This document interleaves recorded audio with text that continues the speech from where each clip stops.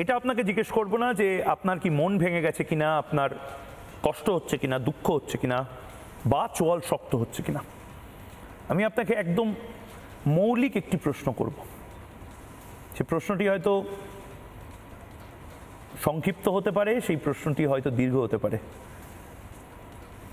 কেমন আছে বাংলাদেশের দুর্দণ্ড প্রতাপ স্বরাষ্ট্রমন্ত্রী শেখ হাসিনা ক্যাবিনেটের দ্বিতীয় সবচেয়ে ক্ষমতাশালী ব্যক্তি? অবশ্যই আমি ভালো আছি, মহান রব্বুল আলামিন আমাকে ভালো রেখেছেন।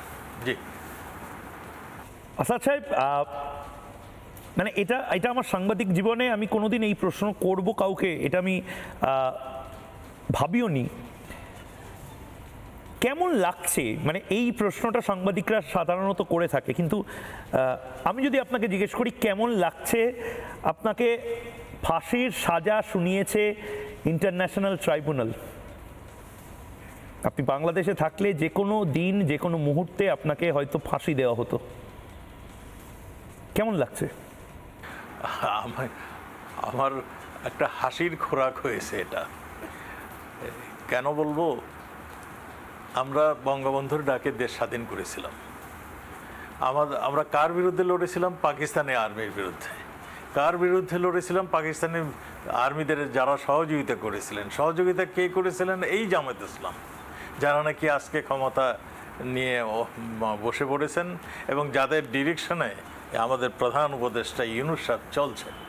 সেই জামাত ইসলামের মানে কে চালাচ্ছেন জামাত ইসলামকে? আবার সেই পাকিস্তান আজকে মানে পাকিস্তানের মানে ইন্টেলিজেন্স বাহিনী আইএসআই আমাদের ঢাকা ক্যান্টনমেন্টে অবস্থান করে। আইএসআই যেরকমভাবে প্রেসক্রিপশন দিচ্ছে আমাদের দেশ সেই রকমভাবেই চলছে। তাদের প্রেসক্রিপশন অনুযায়ী আজকে এই ক্যাঙ্গারু কোর্টটা হয়েছে।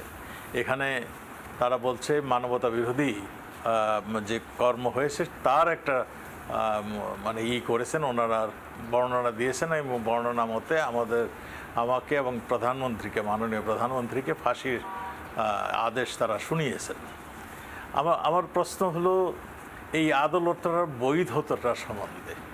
এখানে কোনো যুদ্ধ হয়নি, এখানে কোনো গণহত্যা হয়নি, এখানে মানবতা বিরোধী কোনো কাজও